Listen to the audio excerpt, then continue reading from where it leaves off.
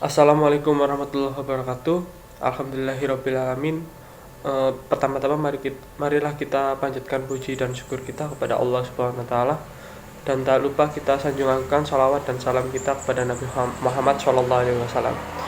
Yang terhormat kepada Bapak Afri Mardiko, Magister Pendidikan selaku dosen pengampu mata kuliah kelas rangkap, dan pada teman-teman semua yang saya cintai.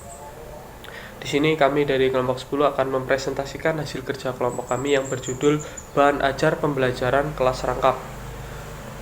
Sebelum kami mempresentasikan hasil kerja kelompok kami, izinkan kami memperkenalkan diri. Kami dari kelompok 10 yang beranggotakan 4 orang. Yang pertama ada Farhan Iqbal Wirayuda dengan NPM 132, Juwita Musriah dengan NPM 134, Poppy Nadila Putri dengan NPM 142, dan terakhir saya sendiri, Yaitu Jayadi Putra dengan NPM 135. A. Bahan ajar pembelajaran. Bahan ajar adalah segala bentuk bahan yang digunakan untuk membantu guru dalam melaksanakan proses pembelajaran di kelas.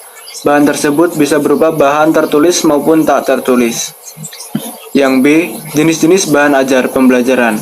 Terdapat jenis-jenis bahan ajar dalam menunjang proses kegiatan pembelajaran yang ada di dalam kelas menurut Daryanto dan Wicaksono 2013. Di antaranya, yang pertama ada bahan ajar pandangan atau visual, yang kedua ada bahan ajar dengar atau audio, dan yang ketiga ada bahan ajar pandang dengar atau audio visual. Yang C ada penerapan bahan ajar pembelajaran kelas rangkap. Menggunakan GBPP, garis-garis besar program pengajaran GBPP merupakan berisikan apa-apa yang harus diajarkan pada murid. Dengan perkataan lain, GBPP apa saja yang harus dikembangkan oleh guru sebagai bahan ajar. Selanjutnya yang kedua disesuaikan dengan karakteristik murid, kelas, usia, dan kemampuan. Prinsip kedua ini mengandung arti bahwa penetapan topik yang terpadu atau terpisah selalu mengingat dan memperhatikan keadaan murid. Bila satu rencana pembelajaran kelas rangkap mencakup perangkat kelas 1, 2, dan 3, atau perangkapan kelas 4, 5, dan 6, penetapan topik yang terpadu dapat dilakukan. Tetapi bila perangkapan kelas itu akan dilakukan antara kelas 1 atau kelas 2 atau kelas 3 dengan kelas 4 atau kelas 5 atau kelas 6, penetapan topik yang terpisah kelihatan lebih dapat dipertanggungjawabkan secara kependidikan. Hal tersebut berlaku apabila pembelajaran kelas rangkap itu berkenaan dengan dua mata pelajaran yang berbeda hakikatnya. Selanjutnya yang ketiga disesuaikan dengan kemampuan pengelolaan guru. Prinsip ketiga ini mengandung maksud bahwa guru perlu untuk menyadari kemampuannya dalam mengelola pembelajaran kelas rangkap dengan topik yang telah dipilihnya.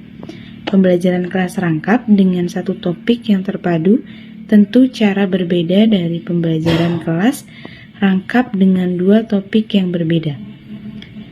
Namun, hal ini tidaklah berarti bahwa penetapan topik itu terserah semaunya guru.